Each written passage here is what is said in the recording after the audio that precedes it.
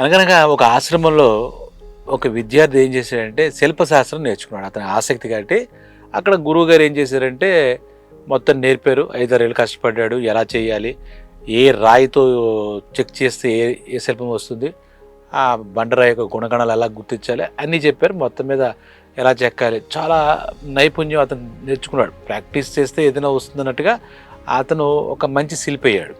మంచి శిల్పిగా అయిన తర్వాత గురువుగారు అన్నీ నేర్పి పరీక్షలు పెట్టి, ఒరే నీకు మొత్తం నేను తెలిసిందంతా చెప్పాను, ఇక పైన నువ్వు శిల్పాలు చెక్కి మంచి పేరు తెచ్చుకో, నీది అయిపోయిందని చెప్పి ఆ గురువుగారు చెప్పడంతో వాడు ఆనందపడి ఆ శిల్పాలు ఇక్కడి నుంచి నేర్చుకున్నాడు. ఉత్సాహంగా ఉన్నాడు. చాలా కుర్రాడు.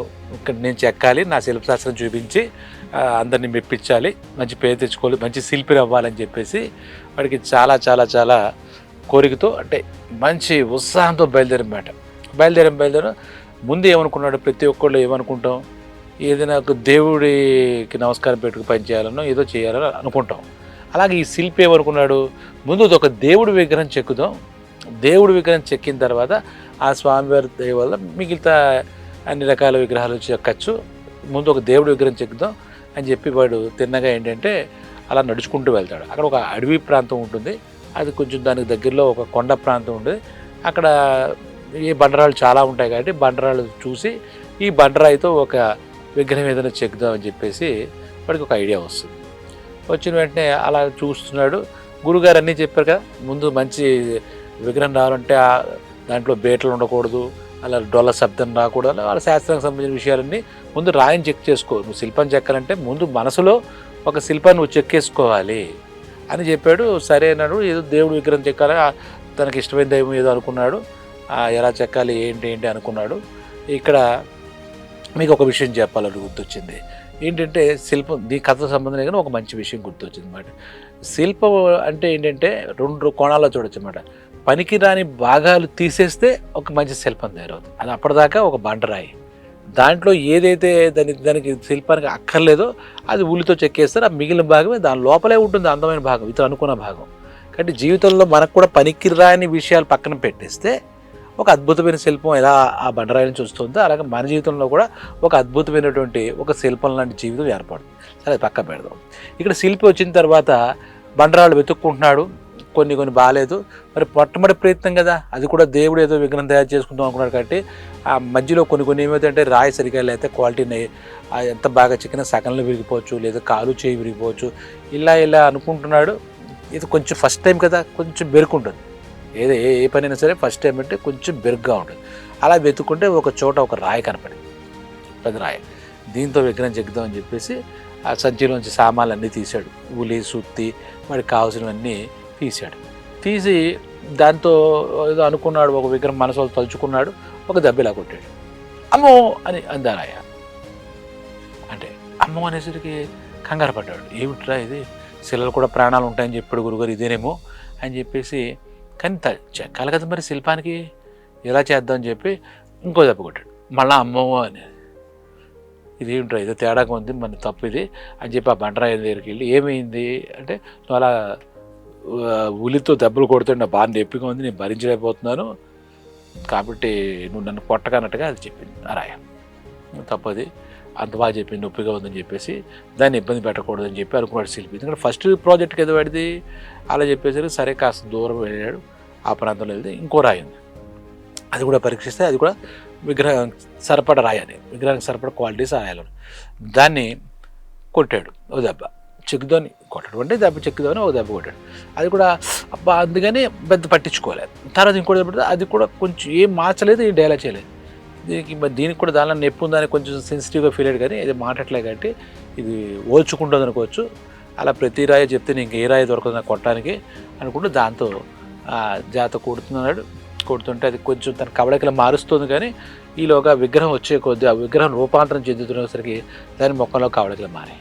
కొంచెం దాని నవ్వు ఫేస్, నేను ఒక దేవుడి విగ్రహంగా తయారవుతున్నాను అన్న ధోరణిలో అది మొత్తం మీద బండరాయి ఓర్చుకుంది. వీడు కొట్టే సుత్తి దెబ్బలకి, ఆ ఊలి దెబ్బలకి. ఈలోగా కష్టపడ్డాడు ఒక 4-5 రోజులు. వాడు చాలా మనసు పెట్టి మొత్తం చాలా జాగ్రత్తగా చేసి ఒక చాలా అద్భుతమైనటువంటి ఒక దేవతా ప్రతిమ, ఒక విగ్రహం వచ్చింది. చూసేసరికి వాడే 2 చేతులతో నమస్కారం పెట్టాడు. వాడు చిక్కిన శిల్పం అయినా వాడే 2 చేతులతో నమస్కారం పెట్టాడు. పెట్టి చాలా ఆనందించాడు. ఎందుకంటే ఫస్ట్ టైం కదా, ఇది ఎక్కడైనా దీనికి ఒక మంచి ప్లేస్ దొరికితే బాగుండు అనుకున్నాడు.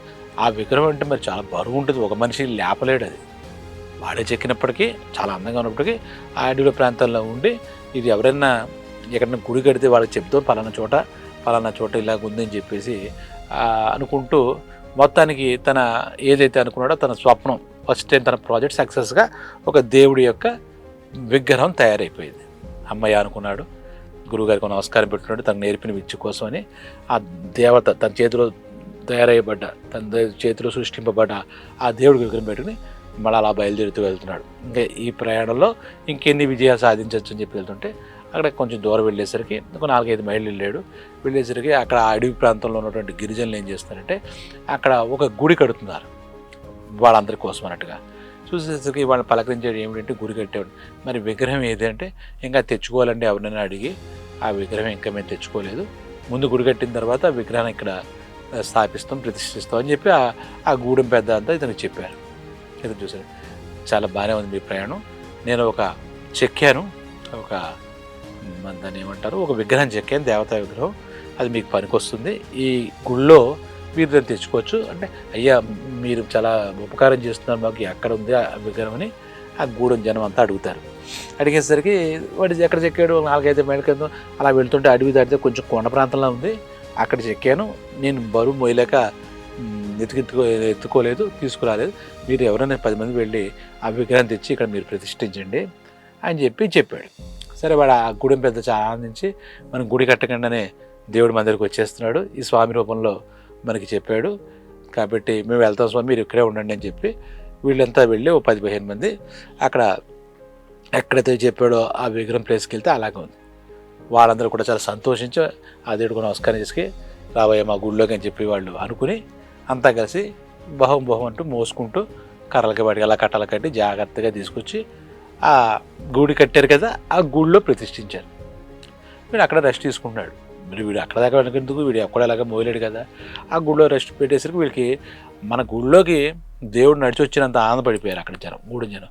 అయిపోయిన తర్వాత వీడు కూడా ఓహో మనం చేసిన పనికి ఇది జరిగింది, కరెక్ట్గా మీనింగ్ఫుల్గా జరిగింది అని చెప్పేసి ఆ శిల్పి ఆ కుర్రాడు చాలా ఆనందించాడు. ఎందుకంటే అది అక్కడే ఉంటే వానకి తడిసి ఎండగడ్డి అడవిలోనే ఉండిపోయేదేమో. ఎప్పుడైతే ఈ గుడిలోకి వచ్చిందో ఓకే నాకు భగవంతుడు ఆశీర్వచనం ఉందనుకున్నాడు, సరిపోయేది. ఆ తర్వాత అంతా అయిన తర్వాత గుళ్ళో పూజలు అవి ప్రారంభించిన తర్వాత అప్పుడు నాకు వాళ్ళంతా భక్తులంతా రావడం మొదలెట్టారు. అక్కడ ఆ పూట అయినప్పుడు కొబ్బరికాయలు కొట్టుకోవడానికి ఒక రాయి ఏదైనా కావాల్సి వచ్చింది. కొబ్బరికాయ కొడతాం కదా 2 చెక్కలుగా, కొబ్బరికాయ కొట్టడానికి రాయలేదు. ఈ చుట్టుపక్కలంతా ఇది అడవి, చెట్లు మొక్కలు తప్పితే రాళ్ళు ఏమి లేవు అనుకున్నప్పుడు ఈ శిల్పే ఉన్నాడు. అయ్యో ఇందాక చెప్పవలసింది మీరు, అక్కడ మీరు తీసుకొచ్చారు కదా విగ్రహం, దాని పక్కన ఇంకో రాయి ఉంది, అది దాన్ని ఎందుకు పనికిరాకుండా అక్కడే ఉంది, మీరు దాన్ని తీసుకొచ్చి ఇక్కడ ఈ స్వామివారి ముందు పక్కన పెట్టండి, ఈ దేవుడి పక్కన పెట్టండి, మీరు అందరూ కొబ్బరికాయలు దాని మీద కొట్టుకోవచ్చు, నేల మీద కొట్టలేం కదా కొబ్బరికాయ, దేవుడి మీద కొట్టలేం కదా అన్నాడు. సరే మరి చెప్పారు కదా స్వామి మీరు మా వాళ్ళని పంపి చెప్పిస్తా అని చెప్తే వాళ్ళంతా ఆ పక్కన ఇంతకుముందు ఓర్చుకోలేనంది కదా, నొప్పి బాధపడుతుంది కదా, ఇబ్బంది అని ఒప్పుకోలేదు కదా, దాన్ని తీసుకొచ్చారు ఇక్కడ పెట్టారు. ఇంకా ఆ క్షణం నుంచి ఏమైంది, ఆ గురుజన నాయకులు ఎవరు మేము 3-4 రోజులు ఉత్సవాలు చేస్తామండి, జాతర విగ్రహ ప్రతిష్ఠ, మీరు ఇక్కడే ఉండండి స్వామి అని చెప్పి సరే అని చెప్పి వాడు ఆ పక్కనే ఉన్నాడు. అక్కడి నుంచి భక్తులంతా వచ్చి కొబ్బరికాయలు తీసుకురావడం, స్వామివారి కొలిచి మొక్కి ఆ కొబ్బరికాయ దాని మీద కొట్టడం, దాన్ని ముందు ఒక ఉలి దెబ్బేది దాన్ని తట్టుకోలేకపోయింది అక్కడ, అమ్మో అయ్యో అంది. ఇప్పుడు కొబ్బరికాయ కొట్టినప్పుడల్లా దానికి నొప్పిగా ఉంది, కానీ ఏం చేయగలరు, ఇది దేవుడు పేరు చెప్పి కొడుతున్నారు, కాదని లేదు అవునని లేదు, దానికి ప్రతిఘటించే శక్తి లేదు. అలాగా గూడెం జనం అంతా గుడి కట్టారని చెప్పి రావడం, తనకు కొబ్బరికాయ కొట్టడం, దానికి తా నొప్పిగా ఉంది. ఇలా ఉంటే అప్పుడు ఆ రాత్రి అంతా గుడి కట్టేసి అందరూ అన్ని పూజలు అయిన తర్వాత మాట్లాడకుండా వెళ్ళిపోయారు, ఇళ్ళకి వెళ్ళిపోయారు. వాళ్ళకి ఆనందంలో ఉన్నారు కదా, వెళ్ళిపోయిన తర్వాత అప్పుడు అది అందనమాట విగ్రహంతో చూడు నువ్వు విగ్రహంతో పూజలు ఎందుకుంటావు, నీ మీద పాలు తేనె నీళ్ళు అలా అభిషేకాలు చేస్తున్నారు, నా మీద ఏమిటో నా కర్మకి మాటమాటికి ప్రతి ఒక్కడు ఏదో అది నన్ను లోకులాగా ఒక రాయి కొబ్బరికాయ తీసుకొచ్చి నా రాయి మీద కొట్టేస్తున్నారు, నా మీద కొట్టేస్తున్నారు, చచ్చిపోతున్నాను అనిపించలే కదా. అప్పుడు ఆ దేవతా ప్రతిమ రూపంలో ఉన్న రాయి ఏం చెప్పిందంటే, నేను నువ్వు అక్కడే ఉన్నావు, అప్పటిదాకా పడి ఉన్నావు, మొట్టమొదట నా నా గౌరవం అంత ఇంత దక్కిందంటే అది దానికి కారణం నువ్వే. ఫస్ట్ ఆ శిల్పి ఎవరైతే ఉన్నాడో వాడు నిన్ను చెక్కుదాం అనుకున్నాడు దేవతా ప్రతిభగా. అప్పుడు నువ్వు ఓచుకుని ఉంటే, అమ్మో అయ్యో కుర్రో మొయ్యో అనకుండా ఉంటే ఈ విగ్రహం నీ నుంచే తీసేవాడు, నీ నుంచే సృష్టించేవాడు. అప్పుడు నువ్వు పూజలు అందుకునేదాన్ని, నా పరిస్థితి బాగాలేకపోతే నేను రాళ్ళు కొట్టుకుని నీ ప్లేస్లో నేను, నా ప్లేస్లో నువ్వు ఉండేది. కానీ నువ్వు ఆ రోజు నువ్వు తిరస్కరించావు కాబట్టి నీకు ఇది రాలేదు, ఈ పూజానికి అర్హత రాలేదు, అందుకే ఇప్పుడు అనుభవించి మరి ఏం చేస్తావు, కొబ్బరికాయలా కొడతాను ఇంకా నీ మీద, నాకు వచ్చిందని కాదు నీకు అయితే ఇంకా రాదు అని చెప్పేసి స్పష్టంగా చెప్తానమాట. ఆ తర్వాత శిల్పి వెళ్ళిపోయాడు, కథ అయిపోయింది. దీన్ని బట్టి ఈ కథ బట్టి ఏంటంటే సూక్ష్మంలో మోక్షంలాగా కొన్ని విషయాల్లో మనకి చాలా చాలా చాలా నేర్చుకోవచ్చు అనమాట. ఈ కథలో ప్రతి మనిషి జీవితం అతి సులభంగా సాగదు, గడిచిపోదేమి. దాంట్లో చాలా సంఘర్షణలు ఉంటాయి, చాలా నొప్పులు ఉంటాయి, చాలా ఇబ్బందులు ఉంటాయి, చాలా కష్టాలు ఉంటాయి, చాలా సమస్యలు ఉంటాయి. అయితే ఆ నొప్పులన్నీ భరించిన రోజే సంపూర్ణ మానవుడిగా తయారవుతాడు. భగవంతుడు ఒక టైం ఇస్తాడు, ఆ టైంకి ఒక విగ్రహ రూపంలో ఏ రకంగా అయితే ఆ రాయి మలచబడిందో మన జీవితం కూడా అద్భుతంగా మలిచే ఆ క్షణం వస్తుంది. అప్పుడు మన అందరి ముందు గౌరవం, అలాగే పూజార్హత మనకు వస్తుంది, సాధిస్తాం. లేదు మనకి నొప్పులన్నీ భరించలేకపోతున్నాం అంటే ఇందాక చెప్పాను కదా, ఆ కొబ్బరికాయలు కొట్టే రాయిలాగే మన జీవితం కూడా అలా తెల్లారిపోతుంది. లేదు నువ్వు భరించు, అలా అంటే ప్రతి క్షణం భగవంతుడిగా ఆ మలిచే స్థానం వస్తుంది, అందరి జీవితంలో వస్తుంది.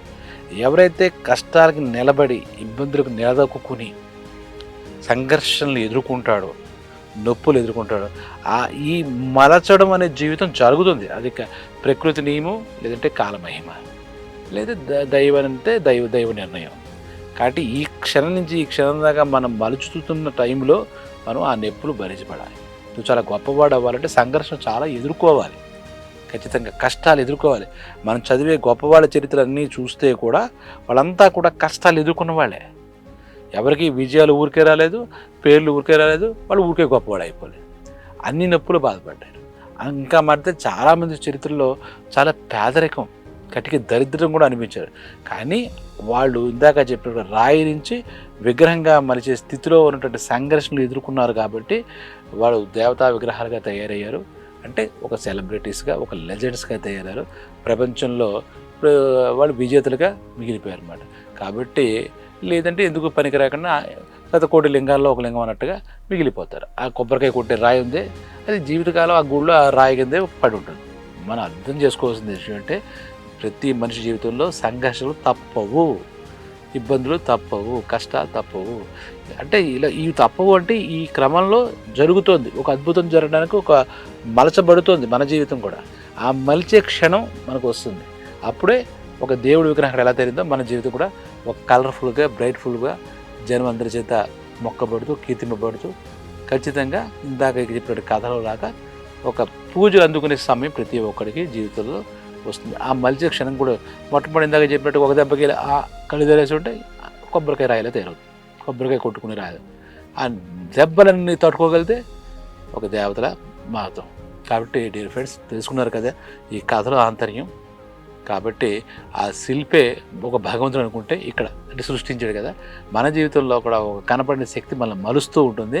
ఆ మలిచే క్షణం వరకు ఓపిక పట్టాలి, దెబ్బలు తట్టుకోవాలి. అప్పుడు మనం కూడా ఒక అద్భుతంగా మారుతాం, మన జీవితం కూడా అందరికీ కూడా ఉపయోగపడేలా తయారవుతాం. సెలవు.